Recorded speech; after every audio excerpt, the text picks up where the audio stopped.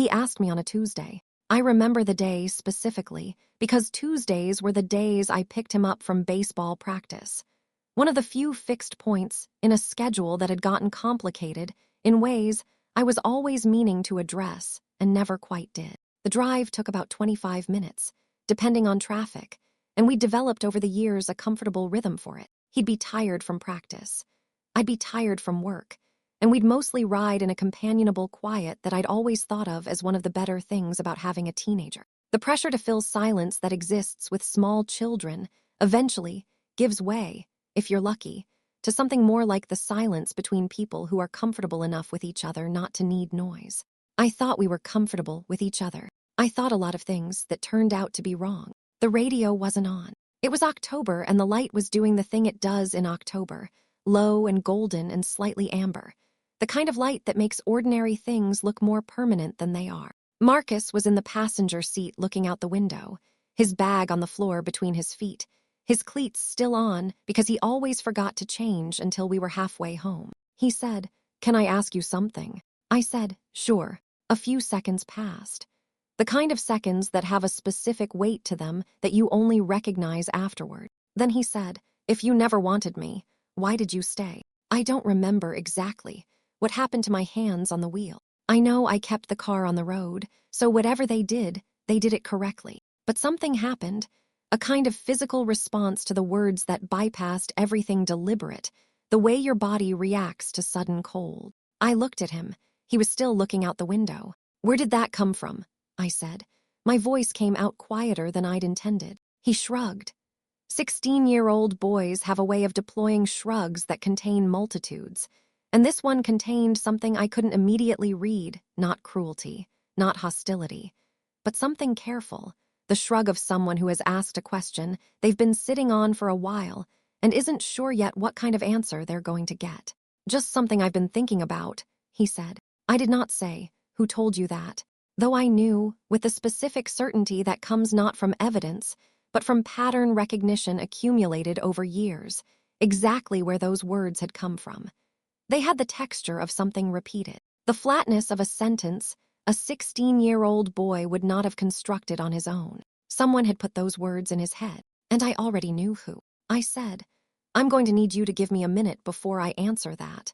He nodded. We drove the rest of the way home, in a silence that was nothing like the comfortable kind. My name is Daniel. I'm 44 now, though I was 41 when Marcus asked me that question, and the distance between those two ages contains more change than any equivalent 3 years of my life before it. I have a wife, Claire, who I married when I was 27, and who has been, across 17 years and every variation of circumstance, the clearest evidence I have that I make good decisions when I'm paying attention. I have a son.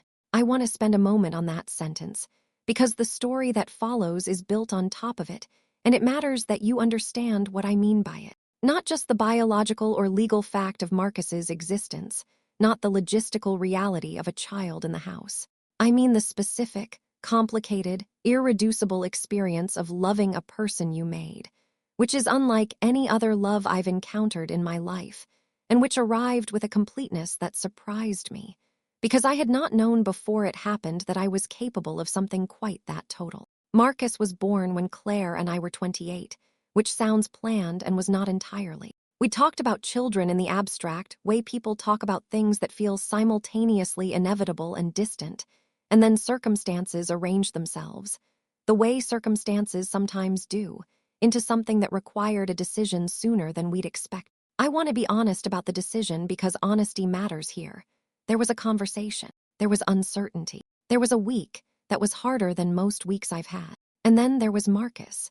And the uncertainty resolved itself so completely that within about 48 hours of his birth, I had lost the ability to access the version of myself that had needed to have that conversation. The way you lose access to the experience of being cold once you've been warm long enough. He was mine, in a way I had not been prepared for. I want that to be the thing you take from this beginning, because everything that comes after is built on top of it, and none of it means what it means without that foundation. Claire and I were not wealthy when Marcus was born. That's a polite way of saying we were in the specific financial situation of two people who had made choices based on what they wanted their lives to look like rather than what would have been most economically efficient. Claire worked in arts administration, which is a field that sustains the people who love it through means other than compensation. I was 3 years into building an independent contracting business, which is a way of saying I was working extremely hard for an income that was real but irregular in a way that made planning difficult. We had an apartment we could afford on months when both incomes landed at the right times, and couldn't quite afford on months when they didn't. We had a used car that was reliable in the specific way of a car that's going to be unreliable soon, but hasn't gotten there yet. We had very good instincts about what things were worth spending money on and which things weren't, which is a skill that sounds romantic from a distance and is mostly exhausting from inside it. What we had, unmistakably and without question, was each other and Marcus, and the particular intensity of love that exists in small spaces between people who have chosen each other under conditions that made the choosing unambiguous. My parents, my mother, Sandra, and my father, Gerald, lived 40 minutes away and had, from the moment Marcus was born, been present in the way that grandparents who have been waiting for grandchildren are present. Completely, enthusiastically, and with an investment that initially felt like pure gift. They were good with Marcus. I want to say that clearly because the story that follows doesn't mean what it means unless you understand that they were genuinely good with him. Sandra had a way with small children that was real, a patience, a particular quality of attention that children sense and respond to, the ability to get down on the floor and be fully present in the world of a 3-year-old without performing it.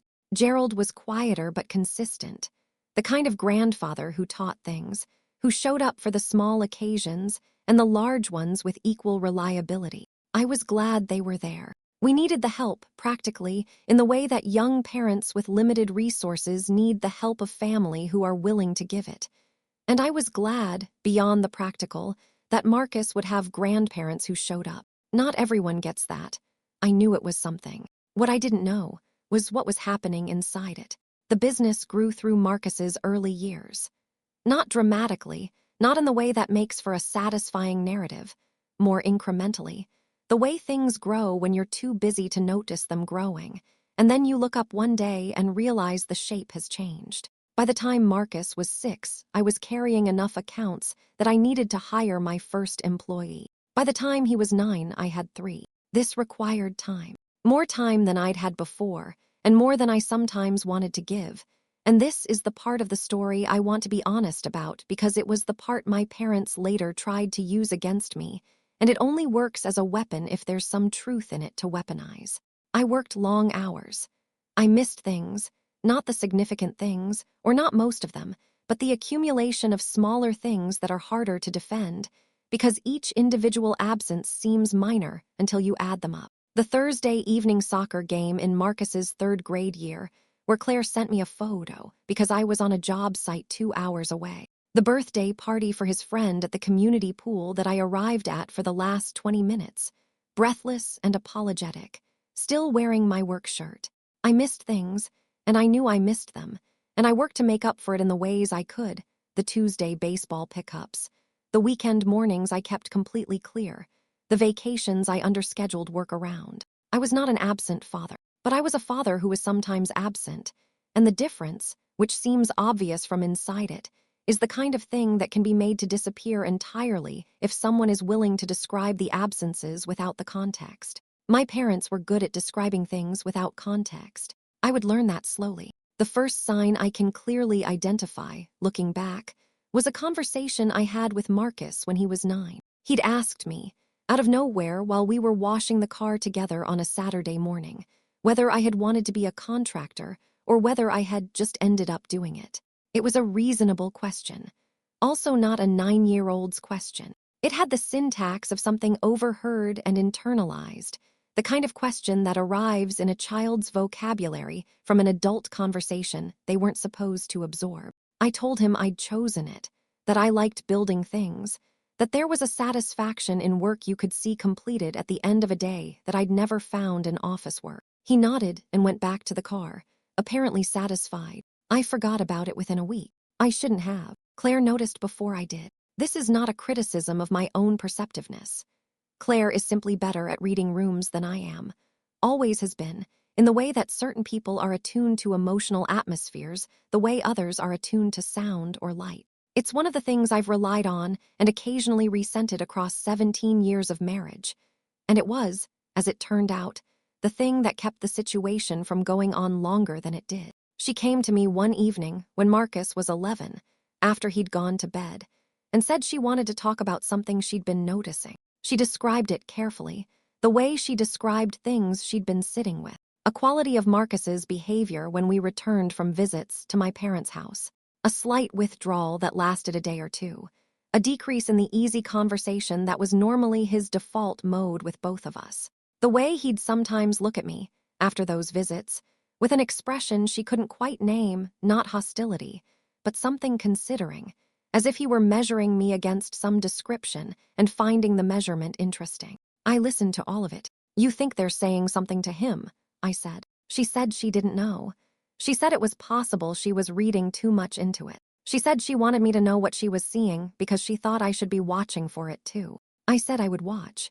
I started watching. What I saw over the next several months was subtle enough that I could have continued to explain it away if I hadn't been specifically looking for it. Marcus was getting older, which changes children in ways that can look like withdrawal without being withdrawal. He was in middle school, which is its own particular climate. He was developing the interiority that comes with adolescence, the private landscape that parents aren't entirely invited into anymore, and which is developmentally correct and doesn't require an explanation. But underneath all of that, something was different.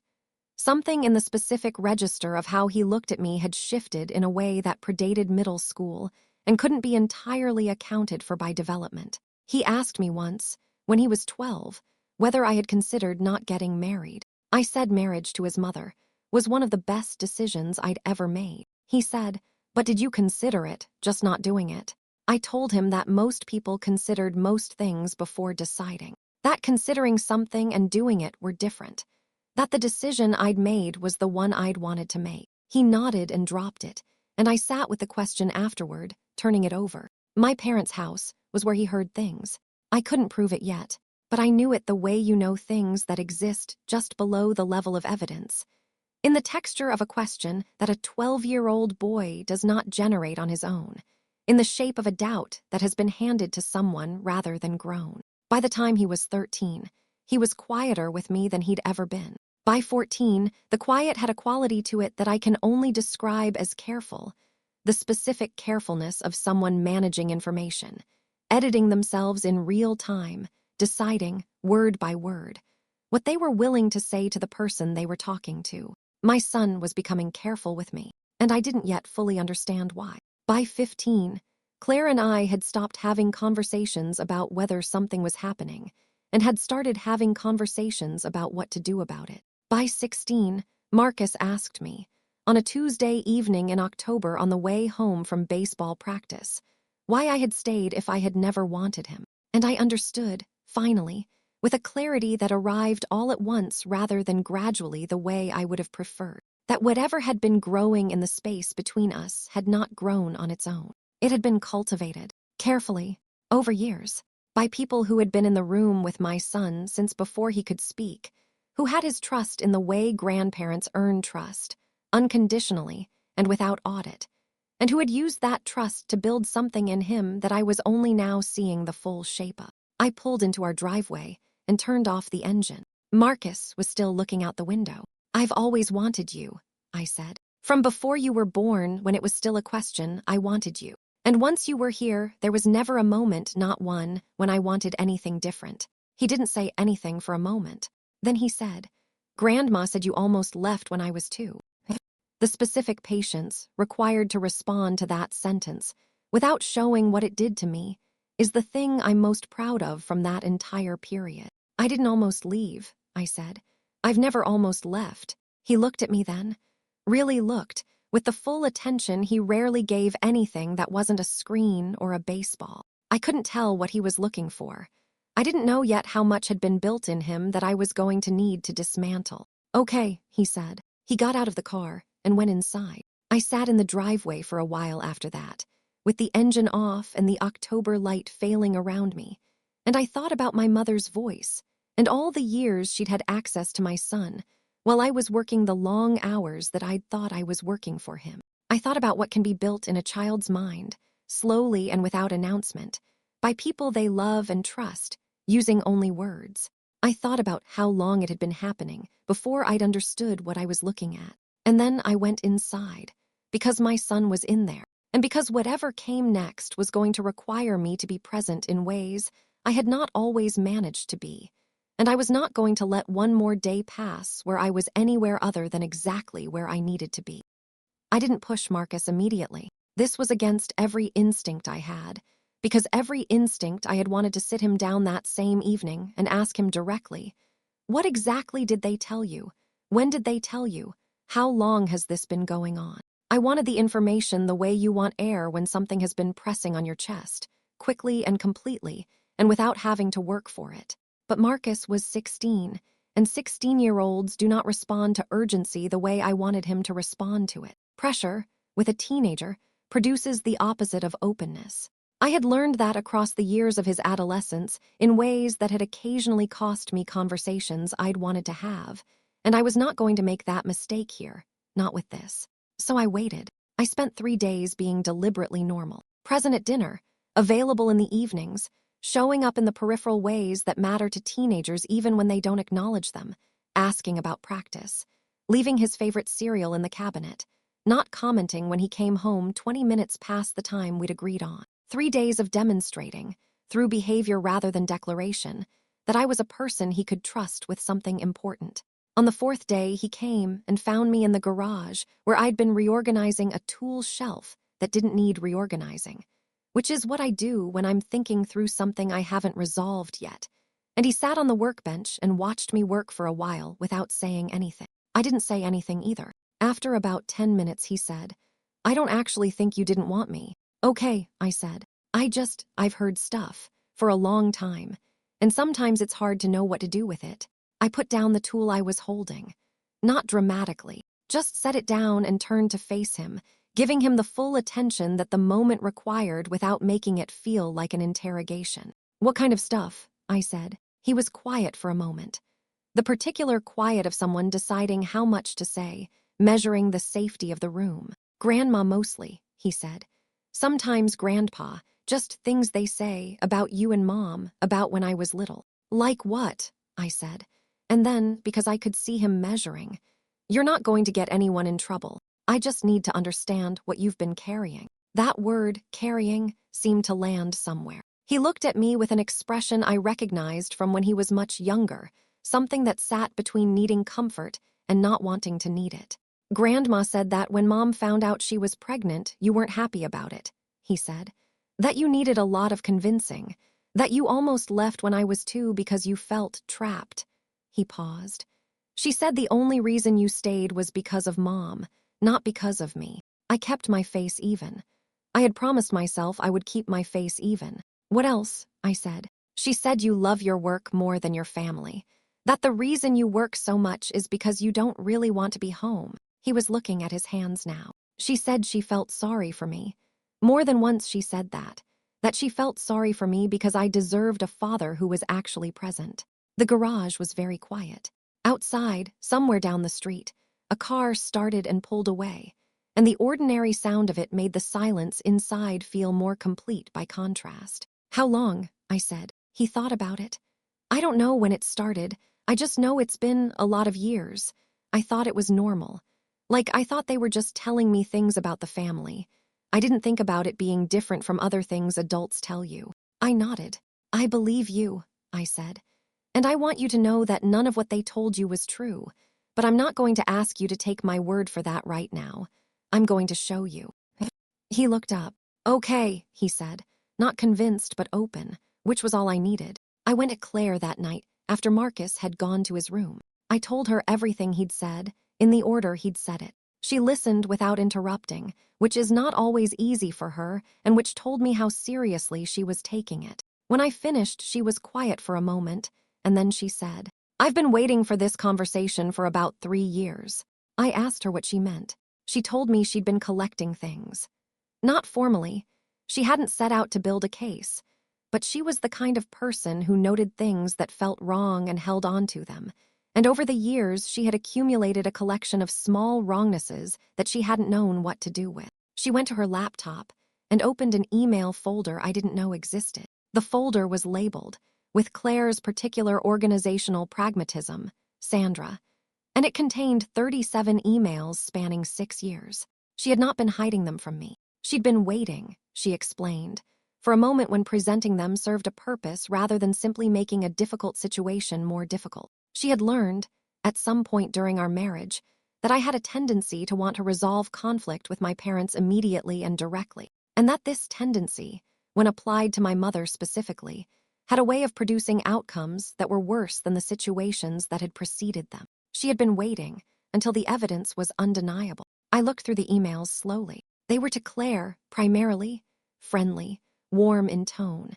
The emails of a mother-in-law who presented herself as allied with her daughter-in-law against the shared difficulty of living with a man who worked too much and was too focused on his career. There were emails expressing concern about Marcus, about whether he was getting enough time with his father, about whether Claire was getting enough support.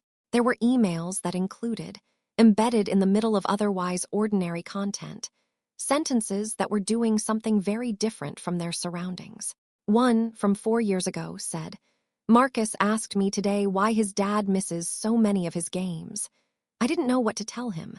I think children understand more than we give them credit for." Another said, "I worry sometimes that Daniel doesn't understand what it's like for Marcus to watch his friends' fathers at practice. I've tried to talk to him about it, but he doesn't always hear things from me." Another, from 2 years ago, "I hope Marcus knows how loved he is. Not everyone gets to feel that from both parents, and I want to make sure he has that from wherever he can get it." That last sentence had been underlined by Claire when she'd first read it. She pointed at it now. "That one," she said, "that's the one that made me start the folder. I read it 3 more times. Not everyone gets to feel that from both parents." It was perfectly designed. Not an accusation, not a lie that could be directly refuted. A seed. The kind of sentence that lands in a child's mind and grows without needing to be watered again. Because once a child has heard that their father's love is not guaranteed, they start looking for evidence to confirm it. And a father who works long hours provides evidence constantly without meaning to. I thought about Marcus at 9, asking me whether I'd chosen contracting or just ended up doing it. I thought about Marcus at 12, asking whether I'd considered not getting married. I thought about all the ordinary questions I'd answered carefully and then moved past, never connecting them to each other, never seeing the architecture they were part of. "She's been doing this since he was 5 or 6, I said. "At least," Claire said. The next piece came from an unexpected direction. Claire's sister, Renee, had been at a birthday party for one of Sandra's friends the previous year. One of those cross-family social situations that happen in small communities where everyone knows everyone at 2 or 3 removes.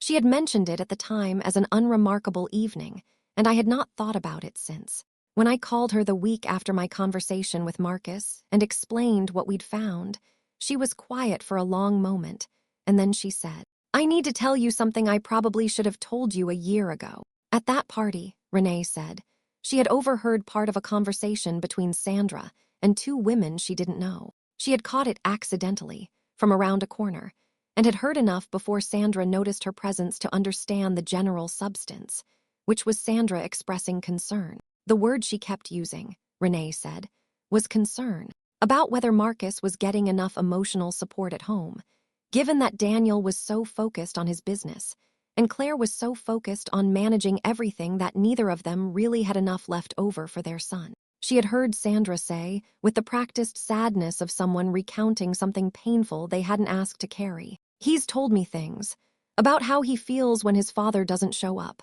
I don't repeat it because it's not my place, but I worry." Renee said she'd looked around the corner at that point, and Sandra had seen her, and the conversation had ended immediately, with the specific abruptness of someone who has been caught doing something they would prefer not to have witnessed. "I didn't know what to do with it," Renee said. "I didn't know if it was just family venting or something worse. I should have said something." "It's okay," I told her. "Can you write down exactly what you remember?" She could. I will not pretend the conversation with my parents went well. I had known it wouldn't, and I had gone in knowing it wouldn't, because there was no version of confronting someone about a 6-year campaign of psychological manipulation that could reasonably be expected to go well. What I had hoped for was honesty, which was perhaps naive. What I got was the sequence I should have anticipated. Denial, then partial acknowledgement framed as misunderstanding, then the defense that made everything worse. My father was in the room, but largely silent, in the way he was largely silent in most conflicts involving my mother. Gerald was not a passive man in other contexts. He had opinions and expressed them, and was not particularly interested in being wrong. But with Sandra, there was a dynamic I had observed my entire life without fully examining, a deference that seemed to have calcified over decades into something closer to complicity. My mother denied it first. Not the specific emails, I had printed them, and she couldn't deny her own words, but the characterization. She had been expressing concern, she said. She had been worried about Marcus. A grandmother was allowed to be worried about her grandchild. I said that expressing concern to a child's parent was one thing.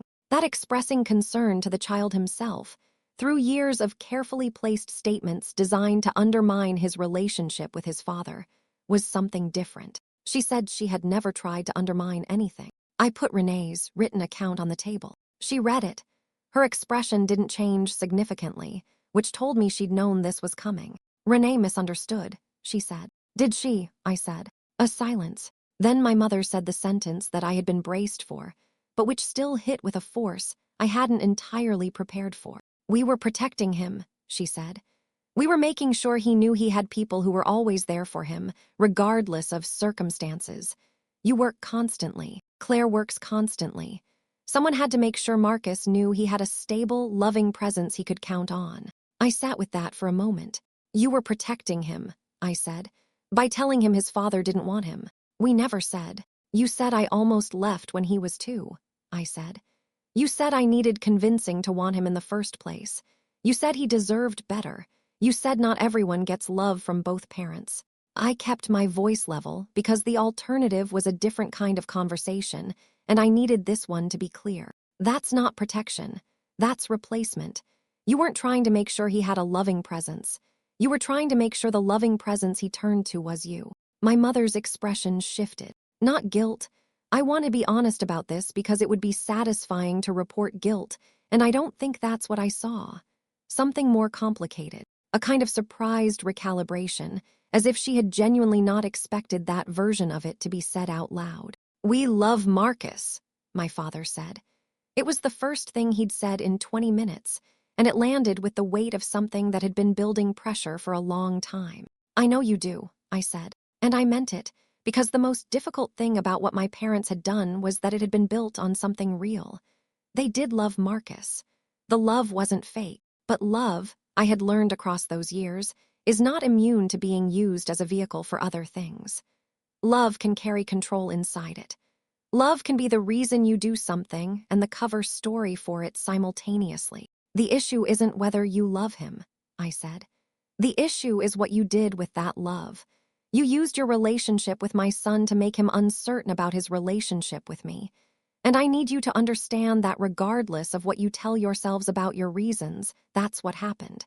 And it stops now. My mother started to say something. I stood up. I'll be in touch about what contact looks like going forward, I said. I need some time to figure that out, and I need that time without any communication between you and Marcus that I'm not aware of. I picked up the printed emails and Renee's account, and the folder I'd brought them in. My father looked at me as I was leaving, and I saw something in his face that I hadn't expected, and that I've thought about many times since.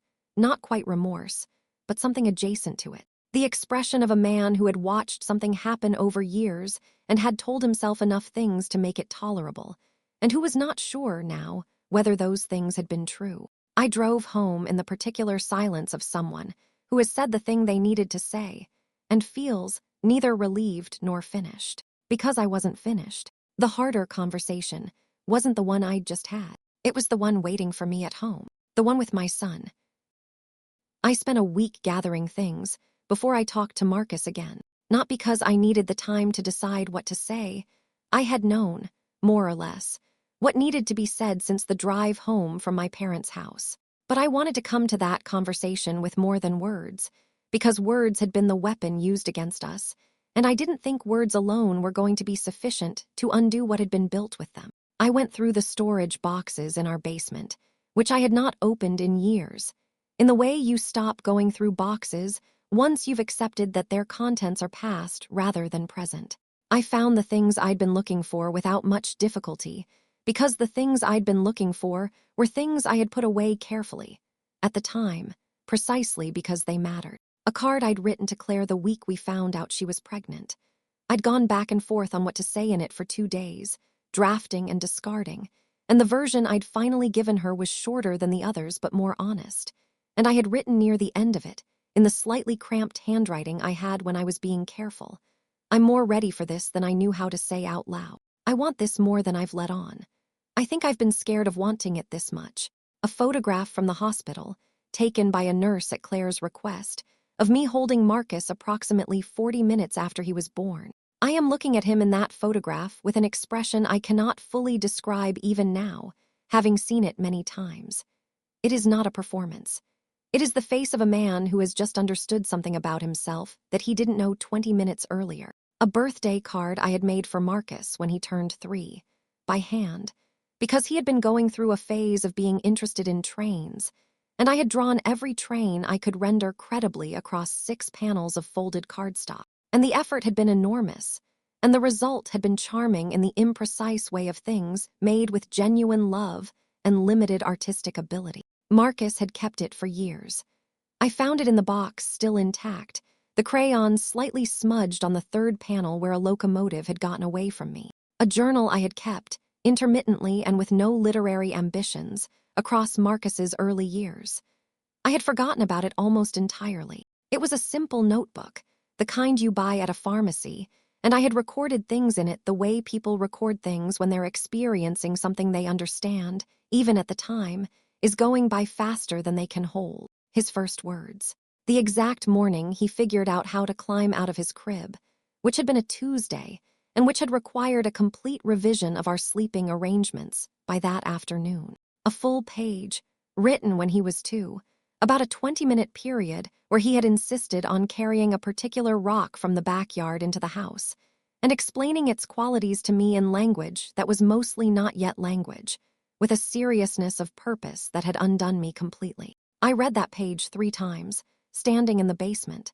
I thought about my mother telling my son that I had almost left when he was 2. I thought about what I had actually been doing when Marcus was 2.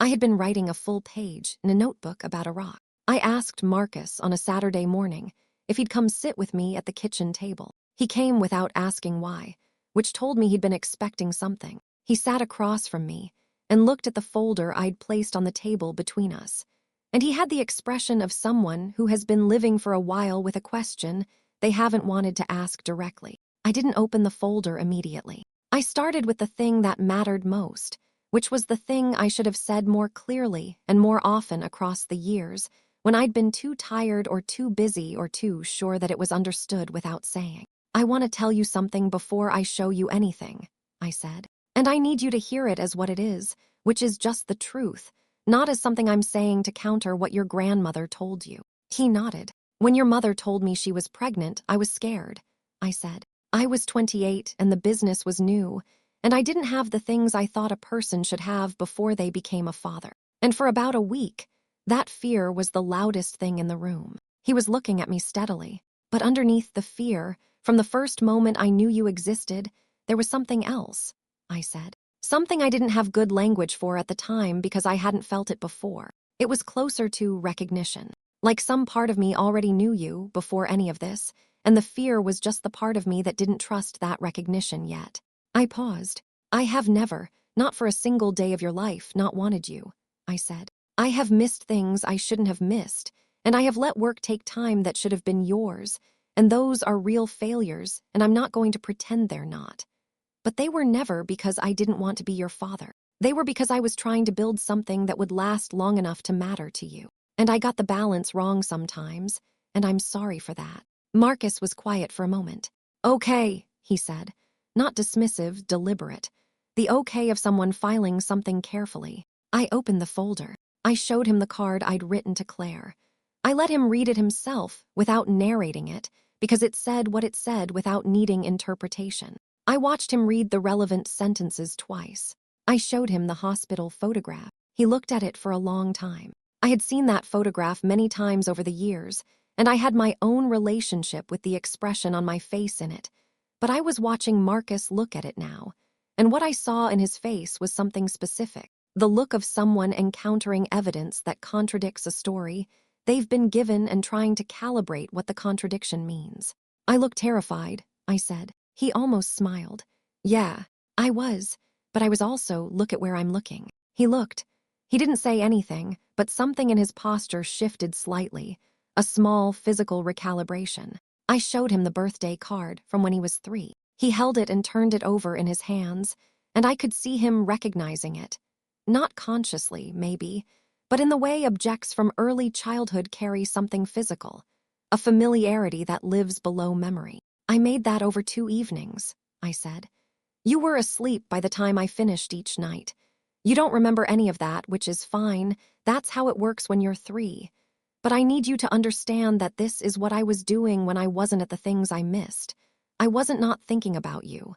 I was always thinking about you. I opened the journal and found the page about the rock. I read it to him. Not all of it. Parts of it are private in a way that still feels private even now, but enough. The description of the rock, the vocabulary Marcus had used for it, the specific feeling of sitting on the back steps with a 2-year-old who was explaining something completely earnest with complete seriousness, and understanding that this was the best thing that had ever happened to me. When I finished reading, Marcus was looking at the table. She said you felt trapped, he said. I know, I said. She was wrong. How do I know which version is true? It was the right question. I had been waiting for it, and the fact that he asked it told me he was approaching this the right way, not looking for permission to believe one thing or another, but genuinely trying to figure out what was real. You use the evidence, I said. Not my words against her words, actual evidence. The card I wrote before you were born, before I had any reason to perform anything for anyone. The photograph of my face 40 minutes after you arrived. The journal I kept for 3 years that nobody has ever read. These aren't things I made for you to see. They're things I made because you were real to me. He was quiet for a long time after that. Then he said, why would she do that? I had thought carefully about how to answer this question, because it was the one that required the most care. Marcus was 16, and he loved his grandmother, and whatever she had done, she was still his grandmother, and I was not going to make this a story about her being a villain, because she wasn't a villain and I didn't believe in villains. What she was a person who had wanted something. His closeness, his dependence, the specific satisfaction of being the person he needed most, and had found a way to build it that she had probably never examined clearly enough to call by its real name. I think she loves you very much, I said.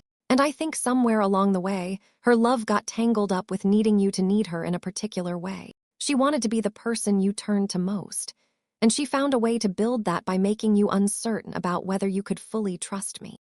He stopped. Yeah, I said. Did she know she was doing it? I don't know, I said honestly.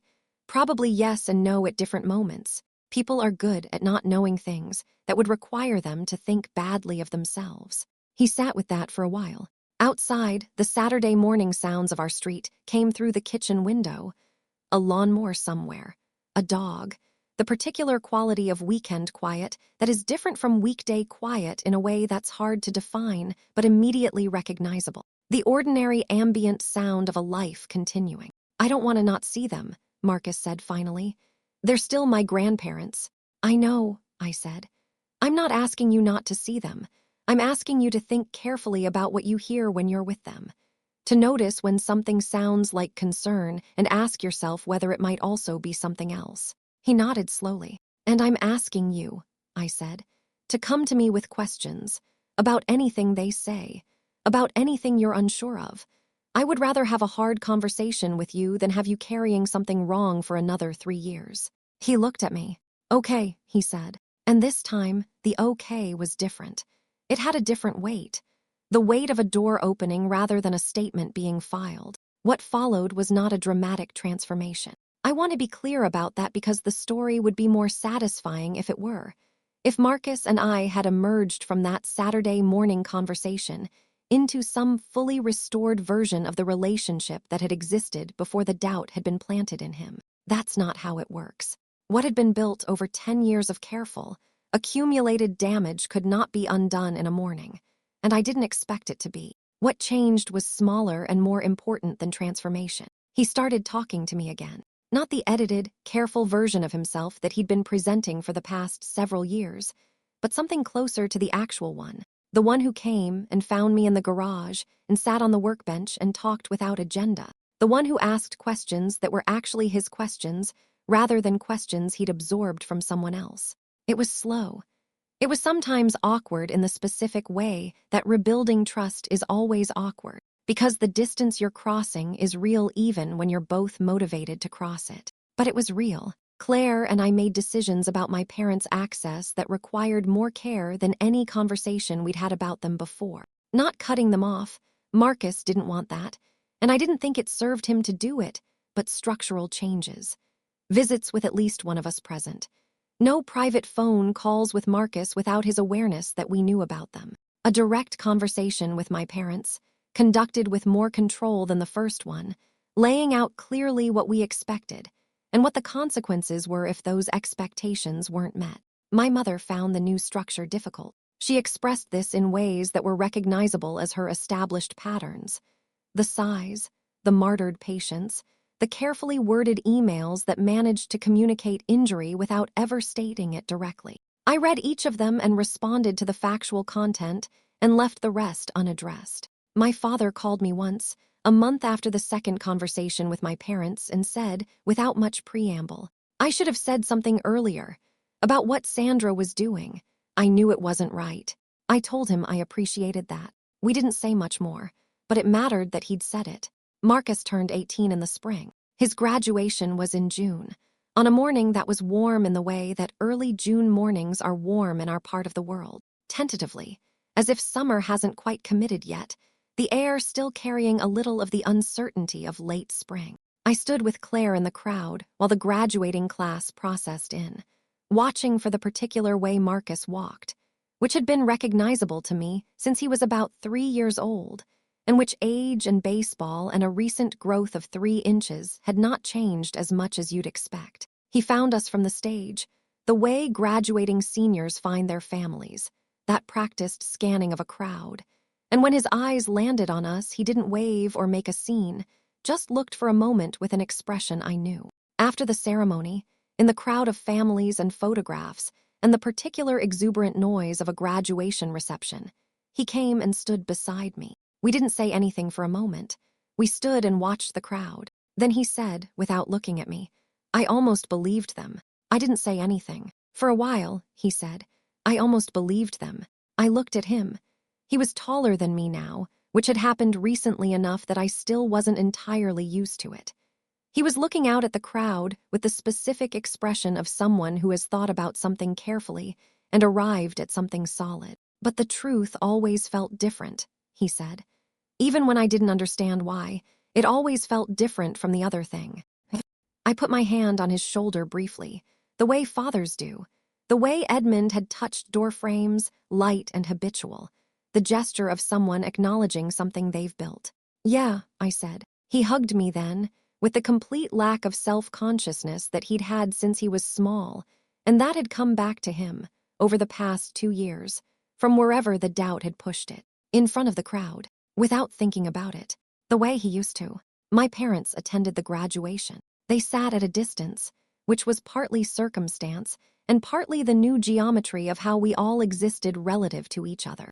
My mother watched Marcus walk across the stage with an expression I didn't try to read. My father applauded at the appropriate moments and looked, in the way he had been looking recently, like a man in the process of a slow, private accounting that he hadn't asked to be conducting. We were polite at the reception, the kind of polite that is built on clear understanding rather than warmth, which is a kind of politeness that has its own integrity. Marcus greeted them with the same careful courtesy he'd been developing over the past 2 years, present but boundaried, Loving in the way you can love people once you've understood exactly what they're capable of and have decided, with full information, how close you want them to be. He made that decision himself. I had never asked him to make a particular one. He made the one that was right for him. And it was not the decision that would have been made by a boy who believed his father had never wanted him. And that was the thing I carried out of that gymnasium and into the warm June morning. My parents spent years telling my son things about me that were not true. They told him I hadn't wanted him, that I'd almost left, that my presence in his life was contingent and insufficient, and that the love available to him from his father was a lesser version of what he deserved. They built it carefully, word by word, over years, the way you build anything you intend to last. What they didn't account for was the evidence, a card written before anyone was performing anything, a photograph of a face that was not performing anything, a journal kept for no audience, a 3-panel birthday card with a crayon train that had gotten away from the artist on the 3rd panel. The truth doesn't need to be loud. It just needs to exist. And it had existed, quietly in boxes in our basement, waiting for the right moment to be placed on a kitchen table on a Saturday morning in front of a 16-year-old boy who was smart enough to know the difference between what someone tells you and what the evidence says. He was always smart enough. I just needed to trust him with the truth. That was all it ever took.